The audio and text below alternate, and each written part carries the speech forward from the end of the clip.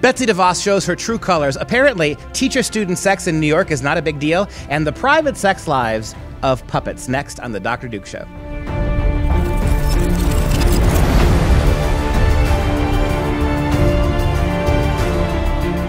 Hi everyone, I'm Dr. Duke, and welcome to The Dr. Duke Show. This is the show that covers the stories impacting every aspect of K-12 classrooms and college campuses across the nation. Greetings to all of our loyal listeners, and welcome to our brand new ones. It's an honor to have you. And if you haven't done so yet, please consider subscribing to our podcast on iTunes, Google Play, and everywhere else to make sure that you never miss an episode. It is absolutely free of charge. Thank you also for allowing us to keep you informed. Coming up later in the show, I've got a really important conversation with Alex Newman about pornography in the classroom. But right now, I turn it over to Katie Petrick of the Healthy Republic. Katie, what do you have for us today? Well, we know American education has becoming more globalist every day, and it's becoming even more globalist in nature because we have U.S. Education Secretary Betsy DeVos, who just signed on to a declaration by education ministers of the G20 countries at the Argentina gathering of the Education Working Group, as it's called. Now, mom and dads really need to listen to this because we're under this belief that our students are getting a well-balanced education in the classroom, that they're learning all sorts of different things. But we have the head of the education, federal education, who is signing on to this agenda, showing that true education be damned. We don't care anymore about if our students are actually learning, and we're going to show you this. So this declaration, it's called Building Consensus for Fair and Sustainable Development. It's in line with the United Nations 2030 agenda and puts education, quote, at the center of the global agenda. And here's what the agenda is, and we'll talk about this. Globalization of education, inclusiveness, social and emotional learning, and increasing data collection on students throughout their education and well into their careers. And what you don't see on that list is math and science and STEM careers. This is absolutely unbelievable. Are you with me now, Mom and Dad America? This is a big deal. First of all, what in the world entitles Betsy DeVos, who is simply the Secretary of the Department of Education of the United States, what allows her to sign on to international treaties, to sign on to international initiatives when it comes to globalist education? Betsy DeVos is the wrong person for this job. Donald Trump promised us he was going to get rid of the Department of Education. You don't get rid of the Department of Education by putting a career educrat in charge. This is a globalist populist movement. And as you heard Katie repeat them, we're going to go through this list here in a moment of all the things that they want this alliance to be. But let me say something. Do you really think, globally speaking, that the global market's going to educate our kids better? Is there anything we can learn about what goes on in education in most parts of the world that's really going to benefit our kids? Do we really want to learn about tolerance from Iranian educational systems? Can the Chinese educational system teach us a lot about crowd control? Are we really going to go to Venezuela to learn economics? What possible benefit can this be for American school kids? The globalization of our kids' education, the breaking down of American educational borders and frontiers, and basically ceding it to the collective values of the progressive UN commentariat.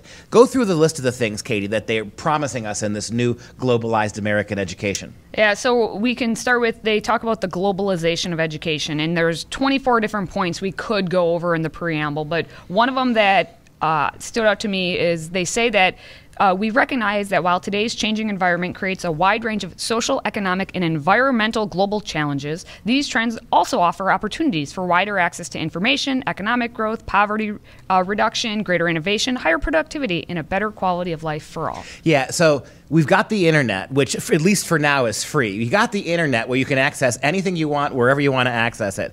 Why in the world are you going to subordinate the autonomy of American schools to these progressive agenda items? It's not bad enough that Betsy DeVos has not gotten rid of Common Core. Betsy DeVos is a Jeb Bush shill.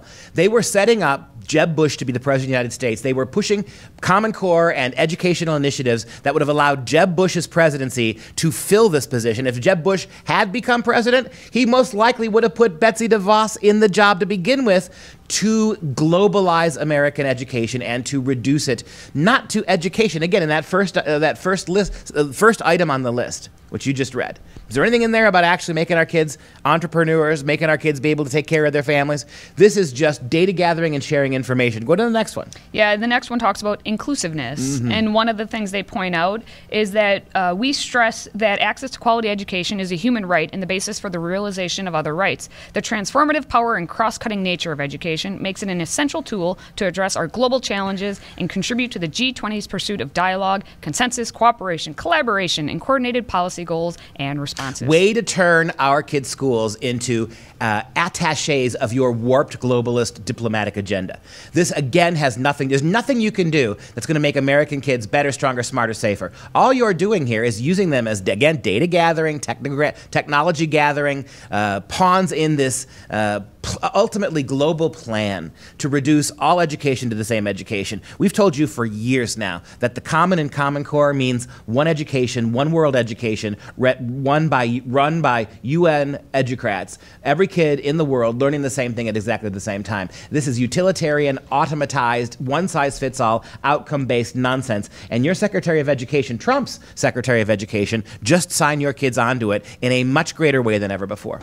All right, we could go into social and emotional learning, and you've talked already about the data collection. I do want to mention social emotional learning. Okay. Again, what's happening in American schools? How many shows have we done? How many segments on our shows have we already done in the past 30 weeks detailing the consequences of social emotional learning? The idea that our kids are not going to be able to work to become the best that they possibly can be in math and science and reading and writing. But on the other hand, we're going to emphasize social and emotional learning, not their intellectual development. Why are you sending kids to school if we're not focused on their intellectual development? We are only focused on their psycho-social development, which means you've got a situation now, and we'll get to the story coming up, but a little teaser, you got young kids now in middle school demanding not to do class presentations because it gives them anxiety. So now you got kids demanding, because of the emphasis on social and emotional welfare, you have kids demanding from teachers and schools not to do certain things that they just don't want to do. All right, so I guess the question, moms and dads, what can we do? What kind of action can we take? And I want you to talk about the U.S. Parents Involved in Education, USPIE. Talk about what they did, because it involves calling for the removal of DeVos. Yeah, well, USPIE, and I'm on the board there, so full disclosure, it's a marvelous group, nationwide activists trying to warn moms and dads that this is the kind of stuff that was coming. USPIE knew that psychosocial education, all this stuff, was going to lead to greater and greater subordination of our kids' education to people even outside our borders. And so good for them. What we're calling for is fire Betsy DeVos, remove her now, put somebody in the Department of Education that's going to make American education American again, for God's sake. Trump, you promised us you're going to make America great. You weren't going to make UNESCO, the United Nations education arm, great again by appropriating our kids' classrooms for their propaganda. Make American education great again, Donald Trump, and get rid of Betsy DeVos. Send her back to Florida, where she and Jeb Bush can sip pina coladas while coming up with the latest new big initiative to destroy our kids' education. Do that, please. And mom and dad, look, I don't want to be too glib about this, but do you understand what's happening here? The one place your kids are safe is at home. The one place your kids are going to be safe is in a nice private school that doesn't have Common Core, that doesn't take these standardized tests, right? What I want you to do is to seriously consider now, mom and dad, the consequences of having your kids become progressive tools of some kind of global commentariat. The only way you can protect your kids is, if you have to leave them in this public schools, make sure you're doing a steady job every evening of finding out what they're talking about and trying to explain to them why America is unique, why open borders aren't the answer, why unlimited immigration isn't going to help them or their kids. Help your kids to understand that the kind of globalist worldview now they're going to be mandated to receive from your public school teachers is not in their best interest, is not in your best interest, mom. It's not in the best interest of your local community. It's certainly not in the best interest of parental rights. It's not in the best interest of parents' ability to teach kids sexuality on their terms. Speaking of sexuality, you're going to see what kind of globalist ideas will filter into your kids' schooling from sexuality education if you just stick with us over the next half hour. Dr. Duke Pesta, you're next Education Secretary.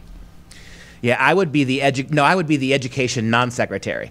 I would be the education deconstructor. They would call me Wrecking Ball Duke. Now, again, I mean, it's never going to happen. Image. But the fact is that that's what you need. You need somebody in there whose sole purpose is not to master 50 years of education, blah, blah, blah, not to memorize 10,000s of needless regulations. The person who goes into that job needs to bring a wrecking ball and a torch and just burn it to the ground. And then they'll be out of their job. But that's okay, because that's what needs to happen. 5,000, highly paid, well-compensated, great retirement package, federal bureaucrats let go. Gosh, that wouldn't bother me all that much. I think I'd sleep the sleep of the just. There you go. All right, well, college professor, we have one of your peers shooting himself on campus. And why is he shooting himself, you may wonder? Of course, it's to protest the president. We have sociology, of course, Professor Mark J. Bird, who shot himself in protest to Donald Trump's presidency. So Cuckoo Bird is an emeritus professor at the College of Southern Nevada in Las Vegas. He's a 69-year-old man who decided to go into one of the university's bathrooms and shoot himself in the arm. Now, a student found him basically stumble out of the bathroom and collapse, and a little fun side note, he was a polite man because he left $100 on the mirror because he knew the janitor would have to clean up after him. Police officers found a .22 caliber pistol and one shell casing on the floor. Bird has non-life-threatening injuries, and what do you know, he's facing felony weapons charges, but there hasn't been a statement yet from the university as to what is happening with him. And I guess I give him credit for leaving that $100. That was nice of him. Finally, an argument for gun control that I can get behind, right? Finally, not letting college professors, progressive college professors, within 100 yards of a gun. He could have at least done us a favor and shot himself correctly so we wouldn't have to pay for his hospital bills and all the rest of it. Look, this is too stupid for school, right? He's going to make a statement. Even in his fake suicide attempt, which never was a suicide attempt, the idea that he's going to give himself a flesh wound to demonstrate that Donald Trump and his policies are wicked. And he leaves $100 for the janitor, which is just priceless to me. Leaves $100 for the janitor to clean up apparently the blood. We'll see what happens with him, but again, the university hasn't said anything yet. And well, wait a second. The university hasn't said anything. In terms of if he gets to still kind of be on the payroll or be if I walked into a university bathroom and fired a bullet into the ceiling, I would be immediately fired from campus. There would be no ifs, ands, or buts. There would be no tenure discussions. And if I said I did it because of Trump, they'd still throw my ass off campus. You need to right now man up, University of Nevada, or University in Nevada, right? And get rid of this guy. Unless you want to keep him on hand for your gun safety training, right, to show you what not to do. Unless you want to keep him on there. As you go about arming your faculty to protect against school shooters, maybe you can leave this guy as a Darwin Award winner example of what not to do. Yeah, well, this man was clearly stressed, and he's, not unlike pretty much all our students across the nation in our colleges, because we're finding that students are so stressed out, we need to give them anti-stress programs. But if they are too stressed out to take the anti-stress program, then they can opt out. Because we have Florida State University, their Student Resilience Project, they developed which was developed by the Institute for Family Violence Studies at the FSU College of Social Work. They created a mandatory online program for the more than 6,000 incoming freshmen and transfer students.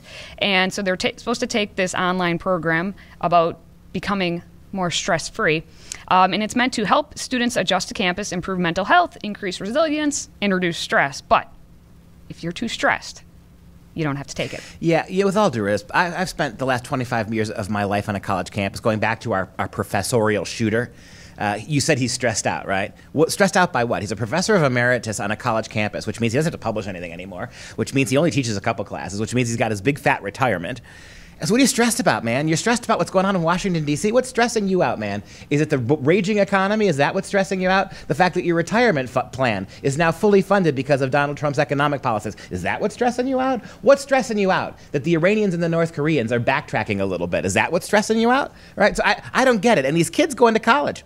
I mean, what are you stressed out about? Other than the fact that your university is making you fill out mandatory online training. Right. Yeah, and the best part is the mandatory portion that they're talking about is 25 to 30 minutes. So, I mean, And the universities no longer know the meaning of the word mandatory because stressed out kids stressed out by the mandatory stress assessment test don't have to take the stressful test, right?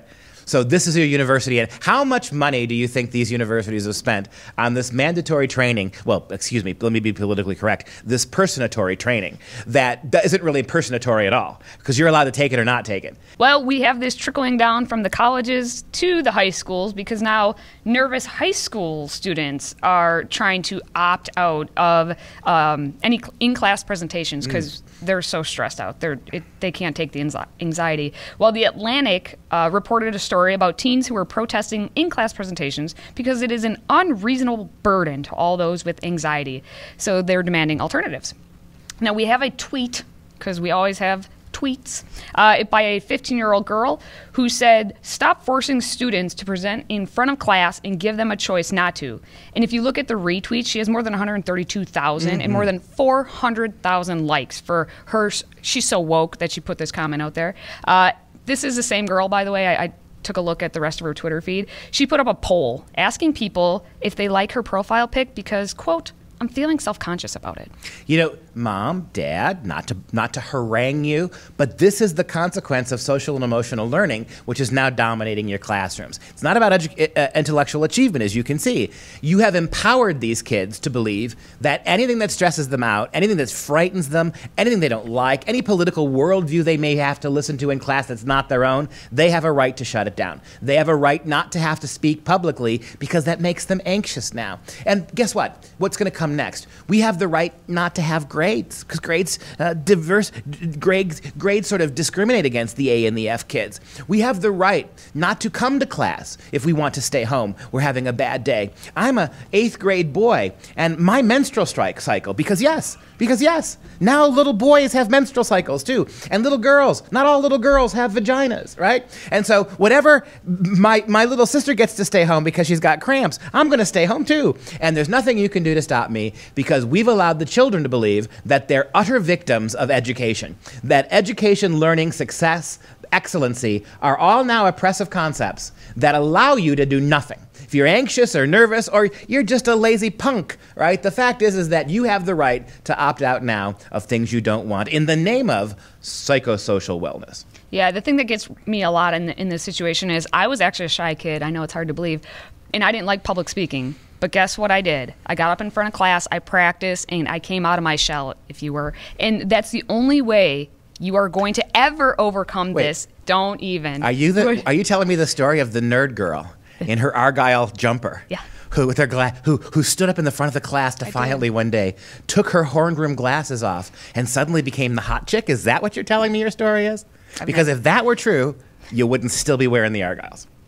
Yeah, that's true. But back to my point, since you derailed me, basically what's happening, if we don't allow these kids or make them uncomfortable in the least, how are they ever going to communicate with anyone in the workplace? Because when I'm not wearing my Argyle sweater, I'm moonlighting at an apple orchard where I work directly with the teenagers and help them to make caramel apples. And so the simple fact of them having to say hello to a customer this year, I witnessed kids can't communicate face to face. They don't know how to interact with a human being. So it's not even getting them up in front of class. If we don't give them opportunities to practice at all, they're never going to be able to function in society. That's right, ladies and gentlemen, the candy apple queen of Lamira, Wisconsin.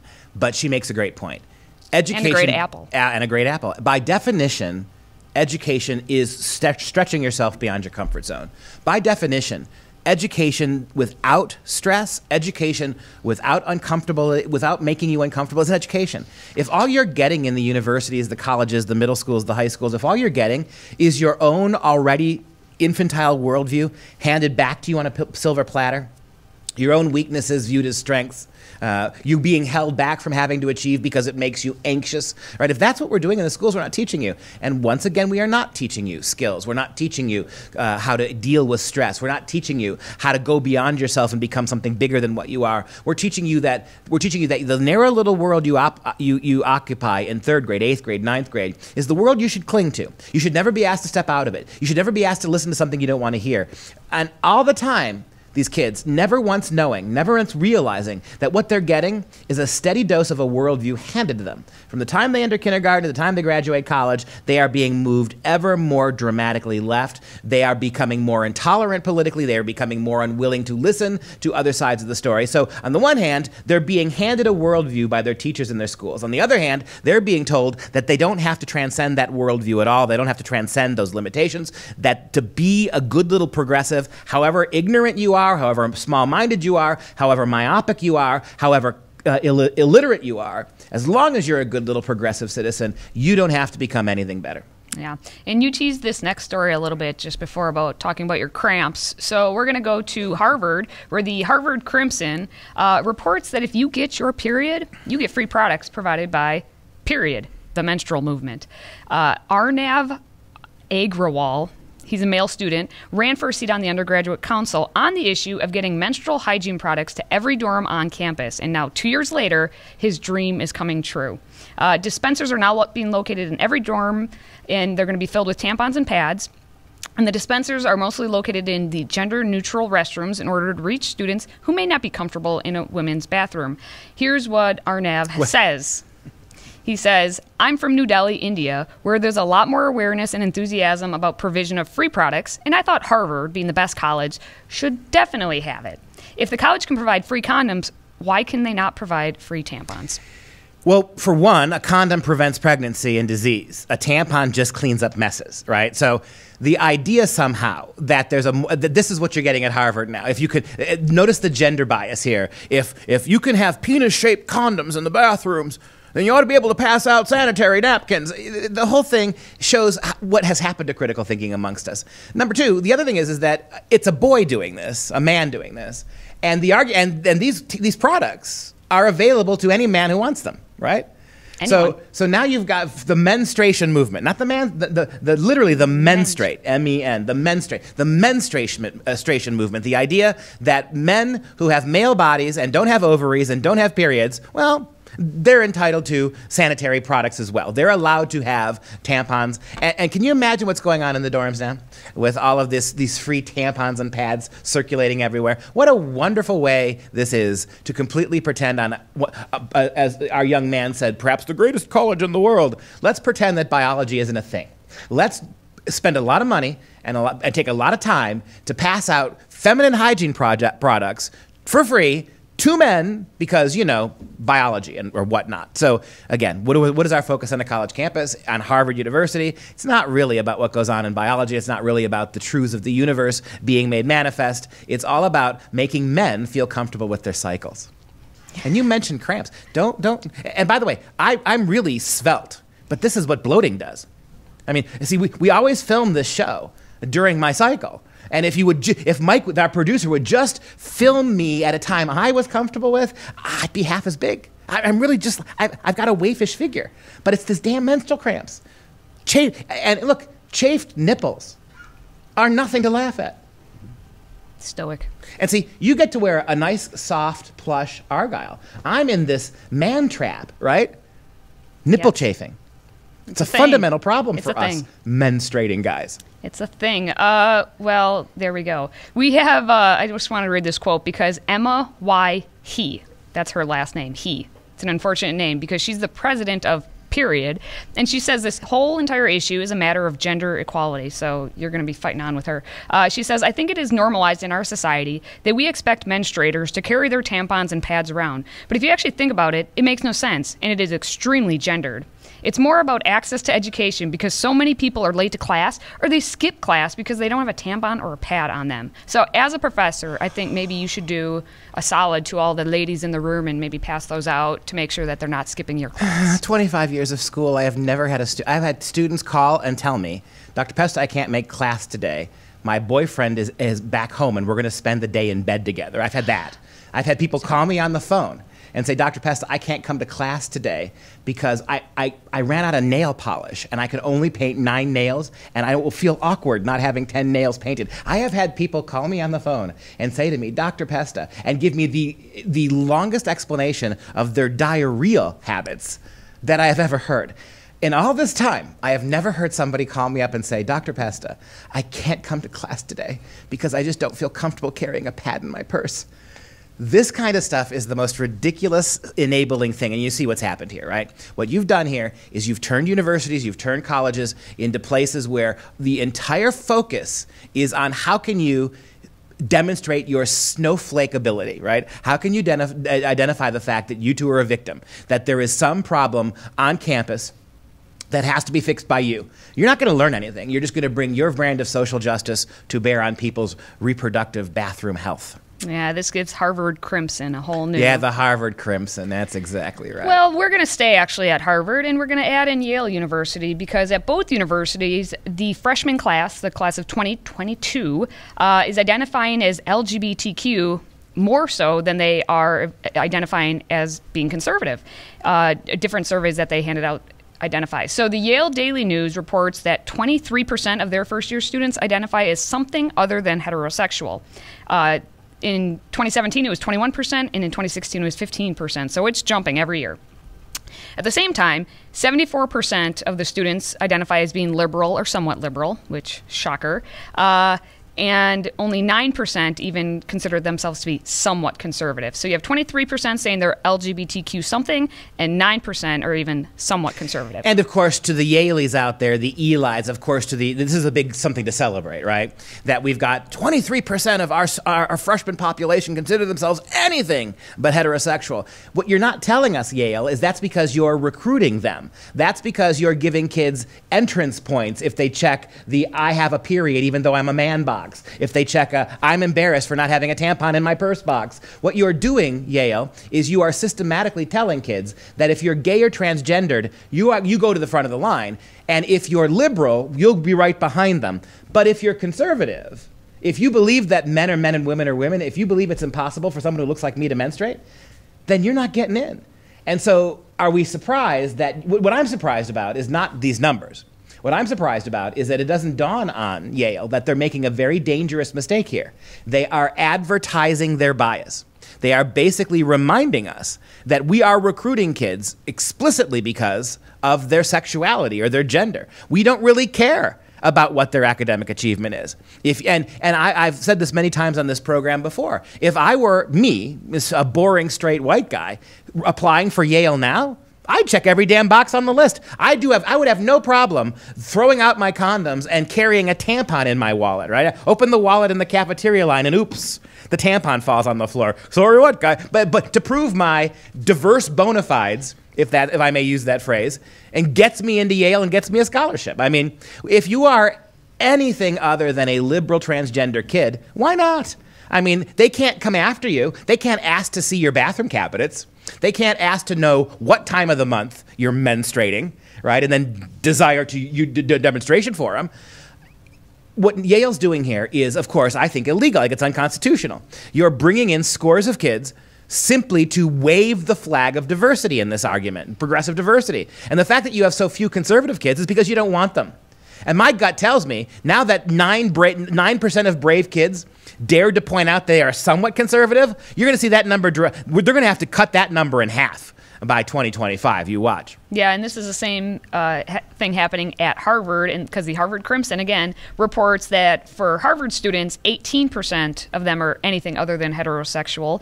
And the thing is, for them, this has been increasing since 2014 when they had less than 10%. So in 4 years here, you've jumped almost double. Harvard only has this. See, forget everything else. Harvard only has 18% non-heterosexual kids. Yale has 23. You'll watch how quickly Yale surpasses Harvard as the best university in the country now, simply on the basis of those statistics, not on Nobel Prizes or Rhodes Scholars or percentage of the class, the freshman class in the highest 1% of their graduating class. No. How queer is your rainbow? How many tassels can you name? Can you list off the diversity sombrero of all the different ways you welcome inclusivity, right? And yet, what does any of this have to do with educational achievement? I guess that's the theme today. What does any of this have to do with educational achievement? And the answer is nothing. Your schools have decided that just difference alone is educational achievement. Yeah, and a little fun fact, I looked at both polls, and at both universities, women outnumber men. They have 57% at both of the universities. 57% of their incoming freshman class come from non-charter public schools, and they almost have the exact same numbers of students who identify as agnostic, 22 and 23%, and then atheist, 16%. So those who don't believe and those who do not believe and those who don't know what they believe are growing. So what? Every liberal demographic is growing, right? Every traditional conservative natural demographic is shrinking on our college campuses. We needed a big-time report on that to demonstrate the truth of something which was the most obvious thing in the world to begin with. Okay. We have what I'm calling a very disturbing, horrific story coming out of the Bronx, where 30-year-old Dory Myers was a social studies teacher for the New School for Leadership and the Arts. It's a public school in the Bronx's Kingsbridge neighborhood. And basically, she was caught doing sex acts with a 14-year-old student. And we've been hearing stories like this for years now, but this is the next one that's coming out. Well, what happened was, in 2016, she performed oral sex on a 14-year-old multiple times. In January, she was accused after the boy told a classmate, who then told the principal, and a teacher actually saw Myers massaging this boy at some point as well. Well, she was charged with criminal sexual act in the second degree and endangering the welfare of a child, but she denied it. The Department of Ed called the accusation troubling. They initially reassigned her away from students, and then on August 1st, she pled guilty. She entered into a plea agreement, and she's not going to prison, and she's getting to keep her education license. So what they were able to work out is that she's going to have 10 years probation, and she has to register as a level 1 sex offender. And now here's where it becomes key. Level 1 is considered a low risk for being a repeat offense, a repeat offender. She's not listed as a predator. You can be deregistered in 20 years from now, and she's not listed on the public directory. Now, in New York City, they said that she'll never get to teach again, but that doesn't mean she can't teach elsewhere. Right, and this is just staggering when you stop and think about that. But see, there's so many angles to the story, and we're going to talk a little bit with Alex Newman about this as well, so I'll keep some of my powder dry. But there are so many aspects of the story that are troubling. Number one, if this were a man who did the exact same thing, he would be in jail for 10 years. He would not have 10 years probation. His teaching license would be immediately taken from him. Number two, the other really damning thing about this to me is that if you've got a situation where we are forcing middle and high school teachers to teach radical aspects of human sexuality to children, to the national sexuality standards that are being funneled into your kids' schools, demand that kids perform sexual skills. It's not enough to give kids sexual information in our schools anymore. We have to make sure they're able to master sexual skills, is what the phrase is. And so, as we're going to see when we talk to Alex Newman in a moment, you're also now exposing kids in the classroom to really graphic, what a normal person would call homosexual videos about how to then show kids what anal sex or oral sex is. If you're doing all of that in the classroom, and teachers who have no real training in sexuality education, math teachers, high school teachers, elementary school teachers, are now the ones responsible, is it really that big of a leap to suggest that you wouldn't have an actual teacher demonstrating on another student? I mean, I get it. It's horrific. But when you set up a set of circumstances like that, when the whole classroom is given over to teaching sexual skills, to helping kids see how easy and pleasurable it is to engage in radical sex acts, are we really surprised that you've got a 20-something-year-old teacher sexually servicing a middle school boy? Are we surprised? I mean, it's horrific. And maybe that accounts to some degree for the virtual non-punishment. Right? I mean, maybe this is where we're heading. Maybe in 20 years, if nothing changes, when the globalism that Betsy DeVos so wonderfully wants is fully put in place, maybe we're going to actually have sexual surrogates in the classroom. Maybe our teachers and teaching assistants, and I say this half sarcastic and half disgusted, maybe our teachers and teachers assistants are going to have to be responsible for demonstrating sexual techniques on male and female students in the classroom, because that's just what happened here. And when you consider the actual non-punishment of this, what other conclusion can you draw but that this behavior is not viewed as all that bad? Not by the school, not by the certainly not by the teachers union, and not by the prosecutors and the DAs and the judges who sat over this case. All right, well, let's go to that interview with Dr. Duke and Alex Newman. Alex, this next story is a big deal, in part because, as you and I and thousands of others have been warning, the sexuality stuff is getting ratcheted up in your kids' schools. The idea that the public schools believe they have the right to expose your kids not just to biological sex, but to sexual attitudes, mores, to take sexual taboos and break them down for your middle school kids. Talk a little bit, please, Alex, very directly about what's going on in your story. What's going on here? This is actually a scandal that first broke last year. You have a company based in Massachusetts that is literally, and I mean literally, pumping pornography, hardcore, extreme pornography, the promotion of the most vile forms of perversion you can imagine into the computers of middle school students in something like 55,000 schools across America. I mean, this stuff is so vile, I wouldn't even dare to repeat it where people could hear me, but it encourages homosexuality, anal sex, all forms of sodomy, and anything grotesque you can imagine. They're encouraging it to 10-year-olds, 7-year-olds, and schools are paying for this. Parents are not allowed to see what's going on. And there's one school now, one school district in that has cut ties with this company, but other than that, it just continues. First of all, who is this company, and how is it that pornography, the graphic depictions, it's not just talking to kids. It's bad enough to talk to a middle school kid about the proper way to perform anal sex. It's another thing to show kids videos of it happening. What is the company behind it, and how is it actually delivering these pornographic videos into the school? This is EBSCO Information Services. They acknowledge it. You know, they don't deny that. Oh, they don't say, "Hey, we're not funneling pornography into kids' computers." They just say that it's not a problem. But no, this is unbelievable stuff. In fact, this company is listed by the the National Center on Sexual Exploitation as one of the worst companies in America. It's on the Dirty Dozen list for promoting sexual exploitation, for normalizing sexual violence, and for sexualizing children. That's how bad this is. Your taxes are paying for it, and it's happening to your children if they're involved in a government school.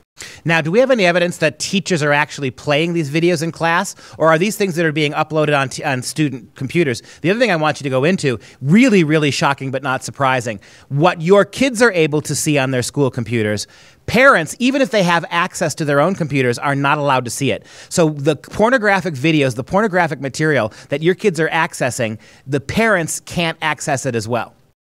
That's right. You know, it's incredible. They give the parents a password to access some of what you can get through this EBSCO Information Services, but on the parent accounts, you cannot access the pornography and the instructions on how to engage in perversion and the promotion of homosexuality, but you can only access that through the children's account.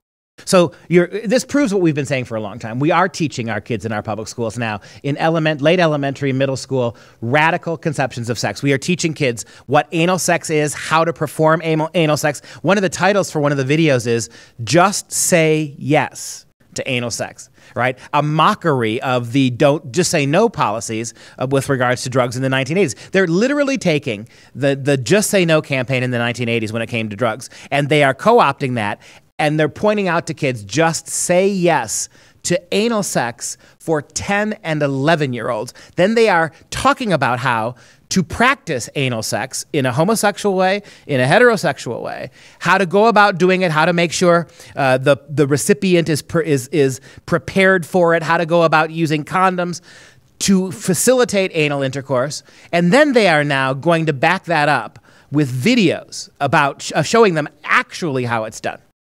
Yep, and as I was reading through some of these documents, Duke, I felt disgusted. I felt filthy. I learned about rimming, which I'm not going to describe for the listeners, but they are teaching little children how to engage in things that are so vile, the most perverted imagination couldn't have come up with this stuff. You wonder, where do they even get these ideas to promote this stuff? 55,000 American public schools have this EBSCO program in their schools that would allow your kids, 55,000 schools, to access pornography in support of sex education as it is now taught in American classrooms. Alex, thank you so much for your time today. We'll be back in touch next week. All right, so for the final segment today, we're going to talk some puppets and some Muppets. We're going to start off with a trans puppet video that is assisting children who are exploring gender issues. A Canadian foundation has created a trio of videos to help children and families work through the exploration of gender issues. So the videos follow Julian, who's formerly Julia, a transgender puppet who feels in her heart she's a boy. The Canadian press said the vids are very targeted, and discuss gender identity, self-expression, and acceptance. So the foundation's Jasmine Roy said, "We need to develop emotional and social skills for educators, parents, and other children who are around those children exploring their gender or expression. Now, every time you have a child in your community who's dealing with that reality, you'll have a tool to help you." Tool indeed. Social and emotional. You see, there's buzzwords again. That's the theme of our show. We've got to do. No, you don't.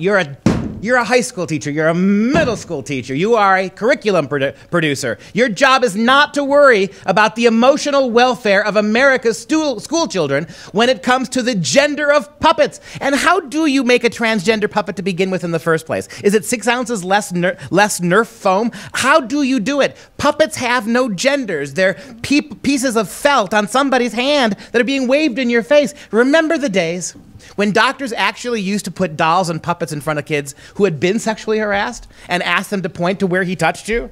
Now, the dolls themselves have taken on gender. Puppets don't have genders, for the love of God. What are you walking down Sesame Street? Is that a snuffleupagus in your pocket, or are you just glad to see me? How in the world have we reached the point now where little kids' toys, the idea that you're going to teach kids transgenderism by waving degendered puppets in their faces? Here's a thing for you. You want to talk about gender? Maybe have the puppet flip up its skirt and find nothing there, because that's what happens when you have puppets.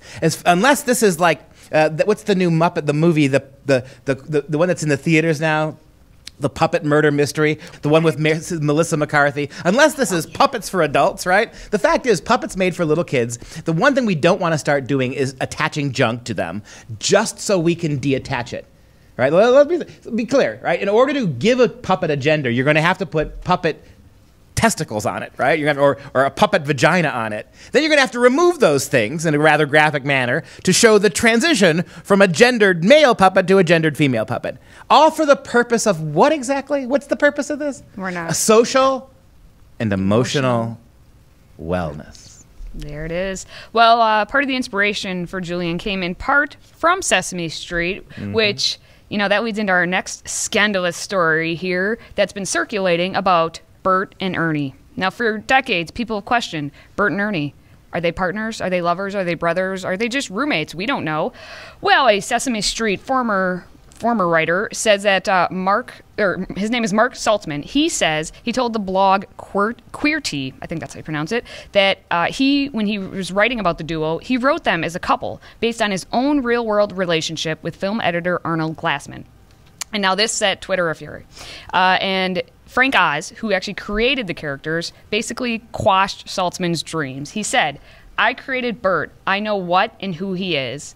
It seems Mr. Mark Saltzman was asked if Bert and Ernie are gay. It's fine that he feels they are. They're not, of course. But why that question? Does it really matter? Why the need to define people as only gay? There's much more to a human being than just straightness or gayness." Yeah, Frank Oz is one of the original creators of the Sesame Street Muppets. He's a guy who's got the bona fides, perhaps the most authentic of the original Muppet team, now that Jim Henson is dead. And what he's basically telling you is what I've said before. I mean, they're Muppets, they're puppets. Let them be puppets. What this shows you is the radical push to sexualize everything by our progressive leadership, and that includes especially the schools. Everything has to have a sexual angle. The fact that Bert and Ernie, two male puppets, can't live together and be friends, right? I mean, for God's sake. If I remember correctly from my Sesame Street days, Ernie was really into pigeons, or Bert was really into pigeons, right? What kind of weird pigeon sex thing is going to come out of this next, right? I mean, they've already got the hamster market cornered, right? What are your twisted imaginations going to come up with next? Let puppets be puppets. Little kids, there's a reason why G.I. Joe and Barbie don't have 3D accessible genitalia attached to them. You pull G.I. Joe's shorts down, looks exactly the same thing when you pull Barbie's pants down, right? There's nothing there. Kids don't need to be troubled with this. What you're doing is developmentally inappropriate. It's psychologically dangerous. You are forcing into little kids' minds that every aspect of their childhood comes with a penis or a vagina, and oftentimes a penis or a vagina that has to immediately be reversed for the opposite in the name of fairness and equity. This is utterly unnecessary. Good for you, Frank Oz, for calling out Mr. Saltzman for his gayifying of Bert and Ernie. Again, in the privacy of your own home, Mr. Saltzman, with your Bert puppet and your Ernie puppet, you want to engage in some kind of weird puppet orgy? Knock yourself out. But the idea that you're going to project that on classically beloved characters are targeted for preschoolers, and then force your sexual preferences onto those puppets, Mr. Oz was exactly right to call you out. And unfortunately, what happened to Mr. Oz for simply calling it out? Well, it started a tweet storm, and I actually credit Frank Oz for sticking with them and being able to hold his own. He finally, after just hundreds of tweets, take a look at it, he ended with a tweet thanking people for engaging in the conversation, and he left them with this little nugget. He says, "Next time, I would be very interested to know, if Bert and Ernie were indeed gay, would they be different than they are now?" Do we really need to know what makes Fozzie Bear Fozzie? Do we really need to know these things? Do we really? I mean, I get that Miss Piggy's a little promiscuous. I get that. But come on now. Time to be menches about this. Can we agree? Because back when heterosexuality was in charge, back when everybody was just basically heterosexual, we weren't pushing heterosexual sex on 4- and 5-year-olds. For thousands of years, when heterosexuality was actually not considered a disease, we didn't force 5-year-olds to look at heterosexual pornography. We did not add junk to our kids' preschool toys. Now that the gay mafia seems to be running culture in this way, can we at least agree with you that you won't do it either?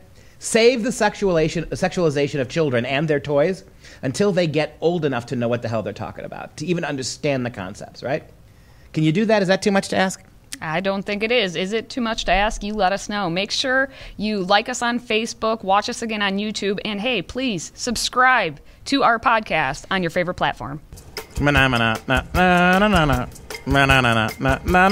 that does it for us this week on The Dr. Duke Show. If you like what you have heard, please share this podcast with your friends. Tell them to subscribe. It really helps us out if you do. For Freedom Project, I'm Dr. Duke. She's Katie. And does anybody want to see my big bird? No. Well, at least tickle me, Elmo. See you next time.